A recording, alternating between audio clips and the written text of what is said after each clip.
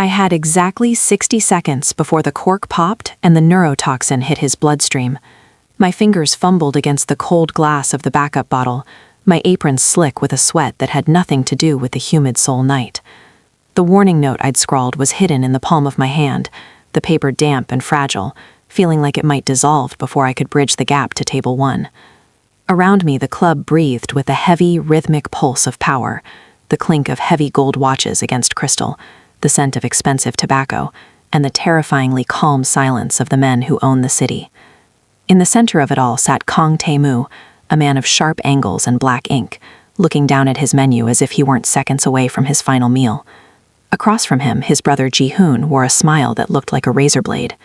I stepped into the light, my heart hitting my ribs like a trapped bird. I didn't just serve the wine, I served a war. Leaning in, I let the tray tilt just enough to shield my mouth.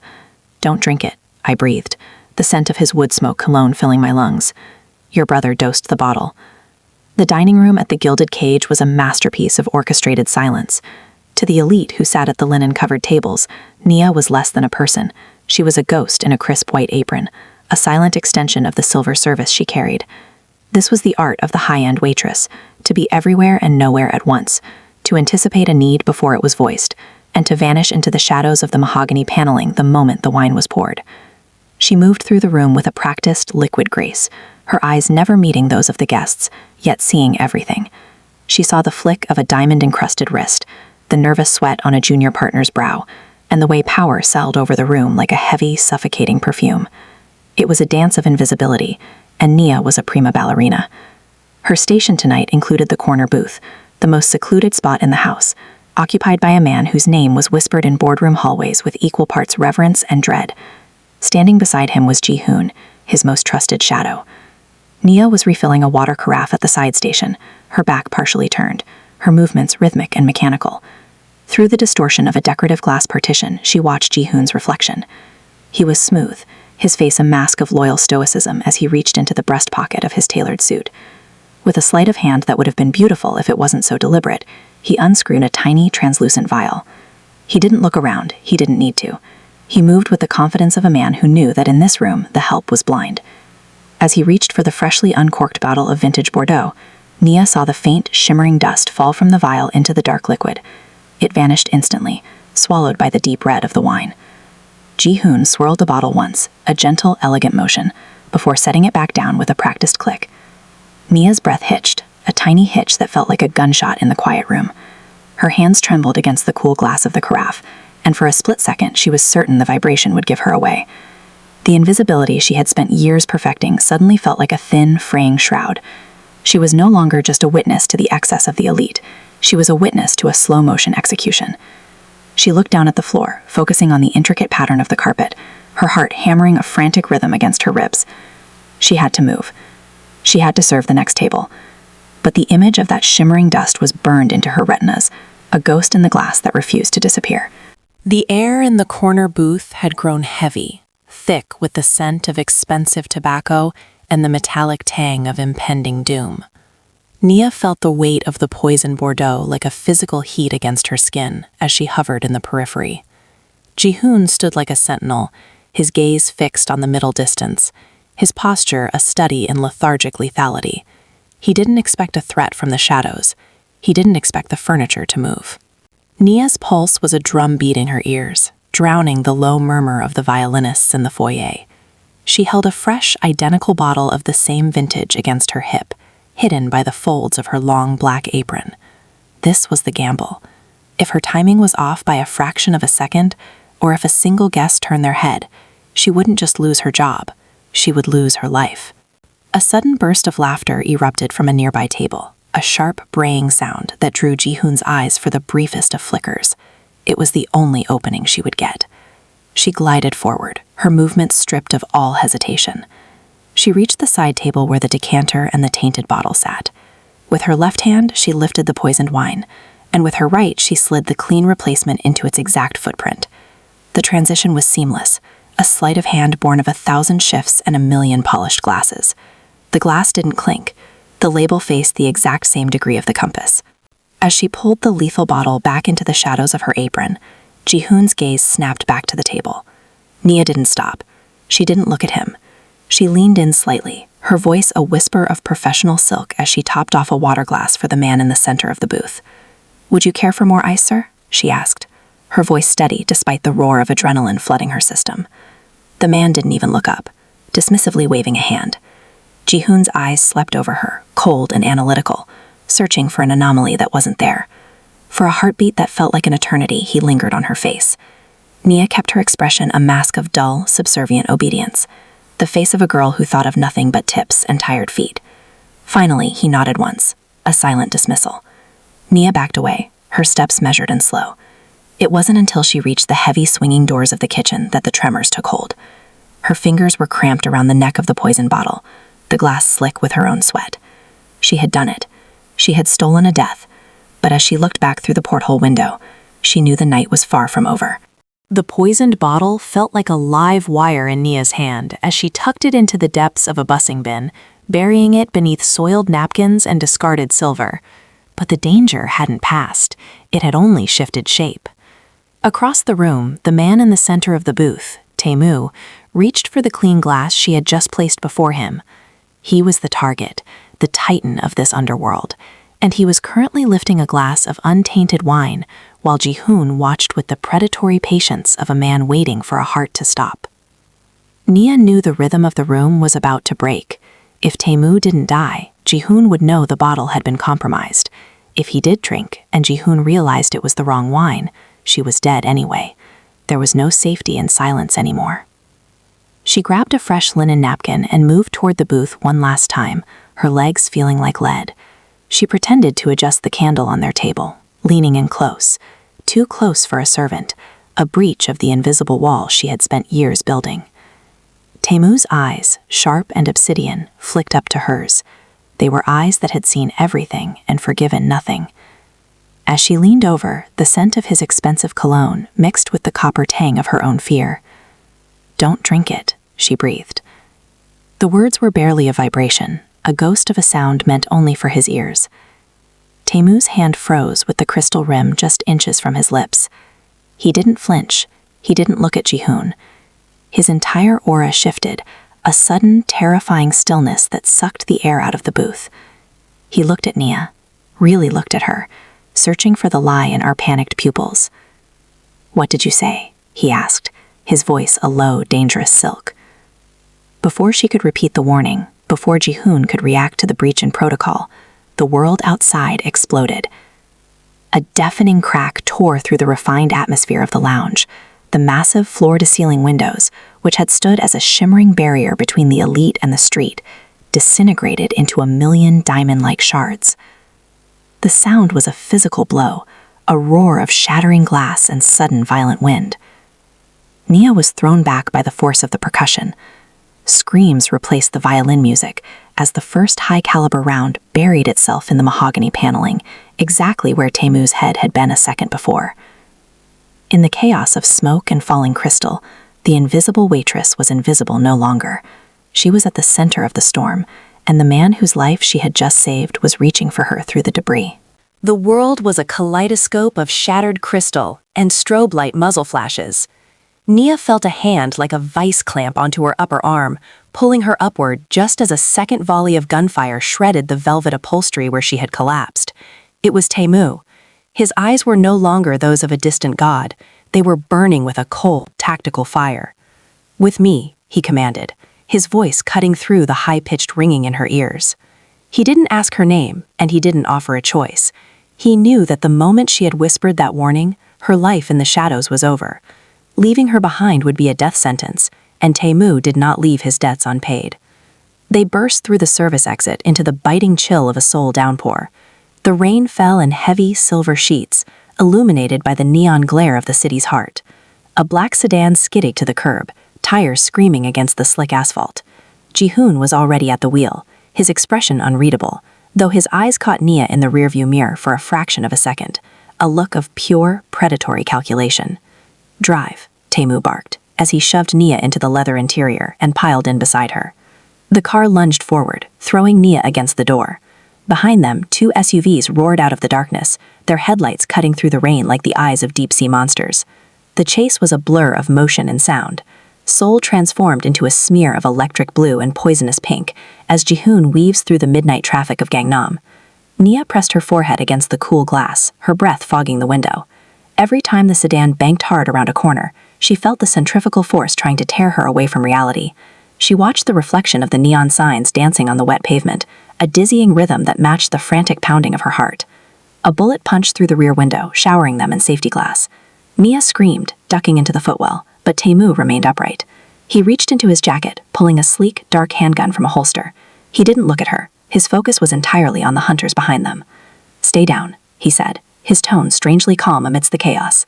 As the car swerved onto the bridge crossing the Han River, the city lights stretched into long, bleeding lines of color. Nia realized then that the girl who polished silver and faded into the wallpaper was gone. She was caught in the gravity of a man who moved through the world like a storm, and the only way to survive was to hold on until the rain stopped. The penthouse was a fortress of glass and cold white marble, perched so high above Seoul that the city's frantic pulse was reduced to a silent neon hum. For Nia, it wasn't a sanctuary, it was a cage. She stood by the floor-to-ceiling windows, her reflection a pale, ghostly smudge, against the backdrop of the Seoul Tower. She was still wearing her server's uniform, the white apron stained with soot and rain, a bitter reminder of the life she had lost in a single whispered breath. Tae-Mu moved through the room like a restless predator, his jacket discarded, his shirt sleeves rolled up to reveal forearms corded with tension. He hadn't spoken to her since they entered. He didn't need to. His silence was a heavy, suffocating pressure, demanding an explanation for a loyalty he hadn't earned. The heavy thud of the private elevator announced a visitor. Nia turned, her heart skipping as a woman stepped into the light. Oh Mi-suk was the picture of lethal elegance, her sharp bob and tailored charcoal suit, projecting an aura of absolute authority. She was Tae-Mu's strategist, the mind behind the muscle, and the only person Nia had ever seen look at him without a trace of fear. "You're late," Tae-Mu said, his voice a low vibration. "The streets are crawling with police, and your friends are cleaning up the glass at the restaurant," Mi-suk replied, her eyes immediately finding Nia. She walked toward her, her gaze a cold, clinical sweep that seemed to peel back Nia's skin. "So, this is the girl who sees what shouldn't be seen."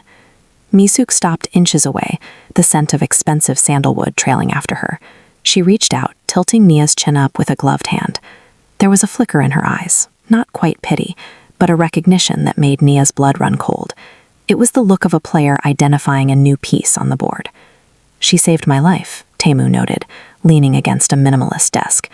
"Or she played her part in a larger script," Mi-suk countered, her voice smooth as silk. She turned back to Tae-Mu, a shadow of something unreadable crossing her face. "You've brought a witness into the heart of your operation. That's unlike you. Or perhaps you're hoping she has more secrets to spell about Ji-hoon's sudden lapse in judgment."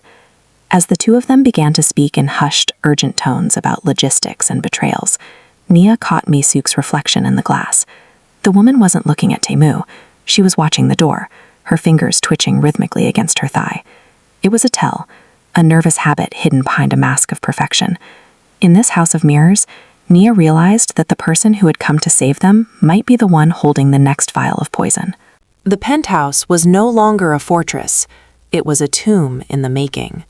The air grew frigid as Tae-Mu stood before a bank of monitors, the blue light washing over his face and hollowing out his features.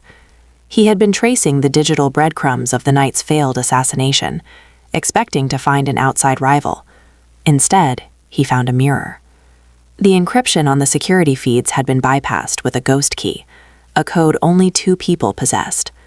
On the screen, grainy footage from the restaurant's loading dock showed Ji-hoon meeting with the heads of the 3 major districts. There was no struggle, no tension. There was only a handshake. Half of Tae-Mu's empire had shifted its wheat in the dark, and the ground was now vanishing beneath his feet. "They aren't coming to rescue us," Tae-Mu said, his voice a jagged rasp. He didn't turn around. "They're coming to finish what the glass couldn't." Behind him, Mi-suk stood perfectly still, her shadow long and sharp against the marble. The silence between them stretched, thin and brittle. Tae-Mu finally turned, his gaze passing over his oldest ally with a newfound, agonizing suspicion. In a world where loyalty was a currency, he realized he was suddenly bankrupt. Mi-suk's eyes remained fixed on the elevators, her silence its own kind of confession. Then his eyes shifted to Nia. She was still huddled in the corner, her fingers interlaced so tightly her knuckles were white. She had no stake in this war. She had no offshore accounts, no hidden agendas, and no blood-stained history with the men outside. She was the only person in the room who had risked everything for a man she didn't even know, driven by nothing but a stubborn, inconvenient conscience. Tae-Mu crossed the room in 3 long strides. He stopped in front of Nia, his presence overwhelming. For the first time, he didn't look at her as a liability or a witness. He looked at her as an anchor. "Everyone I have ever known has a price," he whispered, reaching out to touch the fraying edge of her stained apron. "But you threw away your life for a glass of wine." He reached into his waistband and pulled out a second handgun, a compact silver semi-automatic. He held it out to her, handle first. It was a heavy, terrifying weight, a physical manifestation of the world she had been thrust into. "I can't trust the men at the door. I can't trust the woman in this room," he said, his eyes locking onto hers with a desperate, singular focus. "I can only trust the person who had every reason to let me die, but didn't." Nia looked at the weapon, then at the man whose life was now inextricably tied to her own. The invisible waitress was gone. In her place stood a woman holding the power to end the very life she had saved. The cold metal of the handgun sat heavy and alien in Nia's palm, a weight that seemed to pull her heart deeper into her chest. She didn't tuck it away. She held it with the trembling reverence one might afford a live explosive. Outside the reinforced doors, the muffled chime of the elevator signaled the arrival of a world that wanted them dead. Tae-Mu looked at the monitors, then at the heavy mahogany door, his jaw set in a grim line of a man preparing for a final stand. "The garage is blocked," Tae-Mu said, his voice a low vibration of tactical defeat. "Ji-hoon knows every exit I've ever built." Nia looked at the city lights flickering through the rain, but she didn't see the skyscrapers. She saw the veins of the city, the hidden, grimy paths that the elite never noticed. She saw the service elevators that smelled of industrial floor cleaner and the narrow corridors where the laundry was carted at 3 in the morning. "Not every exit," Nia said, her voice gaining a sudden, sharp clarity. "You're looking at the front of the house. You need to look at the service." Tae-Mu paused, his dark eyes narrowing as he turned toward her. "The laundry," she continued, the words spilling out with the frantic logic of survival. "Every Friday at 4 a.m., the linens from the penthouse are collected by the Southern District vans. They don't use the main garage. There's a sub-basement freight lift tucked behind the kitchen's cold storage. It's too small for a security detail, but it's large enough for a hamper. And those vans? They have permits for the wholesale district delivery routes. The police and Ji-hoon's men, they're looking for a black sedan. They aren't looking for a white laundry truck with a broken taillight." Tae-Mu's expression shifted from skepticism to a dawning, sharp respect. He had spent his life commanding armies, but he had never learned the secret language of the people who kept his world running. He didn't know the timing of the trash collectors or the blind spots of the kitchen cameras. "The freight lift is manual," Nia added, moving toward the kitchen pantry. "It bypasses the central security hub because it was built 50 years ago. Ji-hoon wouldn't have it on his digital map." She led him through the stainless steel kitchen, her movements confident and precise. She wasn't a witness anymore. She was a navigator. They reached the back of the walk-in freezer, where a rusted metal grate was hidden behind crates of expensive wine. "Help me move this," she whispered. As they pulled the heavy grate aside, the hum of the city's underbelly rose to meet them. They were descending into the shadows, leaving behind the glass palace for the damp, concrete reality of the service tunnels. Nia stepped into the dark first, her server's intuition guiding her through a world where being invisible was finally their greatest weapon. The transition from the service tunnels to the velvet-draped ballroom of the red banquet felt like crossing between 2 different dimensions. Nia's skin still felt the damp chill of the sub-basement, but her body was now encased in a gown of crimson silk that clung to her like a second skin. The silver handgun was gone, replaced by a delicate clutch bag, but the weight of it remained in her mind. Tae-Mu had been right. The only way to decapitate the rebellion was to lure the traitors into the light. This was their final gambit. To the world, Tae-Mu was dead, his penthouse a smoldering ruin. To Ji-hoon, this banquet was a victory lap, a gathering of the new order to solidify their pact. Nia walked through the arched entrance, her head held high, the diamonds at her throat catching the light of 1,000 crystal chandeliers. She wasn't the waitress tonight. She was the cousin of an overseas investor, a ghost from the shadows of high society. But as she accepted a glass of champagne from a passing server, her fingers brushed the man's hand, and for a fleeting second she saw herself in his hollow, tired eyes. She knew the invisibility he wore. She knew the silence he maintained. "Don't look at the help," Tae-Mu's voice whispered in her ear through a microscopic piece. "Look at the faces. Identify the district heads who shouldn't be here." Nia scanned the room. The air was thick with the scent of roasted meat and expensive perfume, a cloying sweetness that made her stomach churn. She saw them, men who had sat at Tae-Mu's table only days ago, now laughing with a freedom that felt like a scream. There was Ji-hoon at the center of the room, his mask of stoicism replaced by a chilling, predatory grin. He was holding court, his hand resting on the shoulder of a man Nia recognized from the docks. She watched the way they leaned in, the way their eyes flickered with the greed of those who had finally tasted the crown. She moved through the crowd, a crimson flame in a room of dock suits. She noted every hand that shook Ji-hoon's, every whisper shared in the corner, every toast raised to the fallen king. Her memory, sharpened by years of memorizing complex orders and subtle preferences, mapped the betrayal with surgical precision. She was the bait and the hunter, a witness once again, but this time she wasn't hiding behind a glass partition. She was the center of the web. As Ji-hoon's gaze drifted toward her, she didn't look away. She raised her glass, a silent toast to the trap they had so carefully laid, knowing that beneath the floorboards, the shadows were already beginning to move. The velvet silence of the banquet hall shattered the moment the lights died. For a heartbeat, the room was a void of panicked breaths and shifting silk, until the emergency red floods hummed to life, bathing the traders in a hellish crimson glow. The exits were sealed, not by Ji-hoon's men, but by the very service staff Nia had helped Tae-Mu reclaim with the promise of a new era. Tae-Mu emerged from the shadows behind the high table, a vengeful phantom in a tailored suit. The room gasped, a collective intake of breath that sounded like a dying fire. Ji-hoon didn't move. His hand went for his holster, but he was too slow. Tae-Mu's weapon was already leveled at his heart. "You thought you knew the architecture of this world, Ji-hoon," Tae-Mu said, his voice cold enough to frost the champagne flutes. "But you forgot who builds the walls." The two men stood locked in a stalemate of history and hatred. Tae-Mu's finger tightened on the trigger, but for the first time he hesitated. In Ji-hoon's eyes, he didn't see just a traitor. He saw the boy he had grown up with, the shadow that had stood by him for a decade. That flicker of shared history was a crack in the armor, a lethal moment of sentimentality that Ji-hoon was ready to exploit. Ji-hoon's hand cleared his jacket, the barrel of his gun rising to meet Tae-Mu's chest. A single sharp report echoed through the hall, a sound like a whip crack against the marble. Ji-hoon's head snapped back, a crimson bloom erupting on his temple as he slumped forward, his glass of wine shattering against the floor. Behind him, standing near the ornamental fountain, Nia held her silver semi-automatic with both hands. Her arms were trembling, her face as white as the linen she used to polish, but her eyes were steady. She hadn't waited for permission. She hadn't hesitated where Tae-Mu had. The room fell into a terrifying, absolute stillness. The other district heads dropped to their knees, their loyalty dissolving into a desperate, silent plea for mercy. Tae-Mu looked at the fallen man, then at Nia. The distance between them was no longer filled with the hierarchy of master and witness.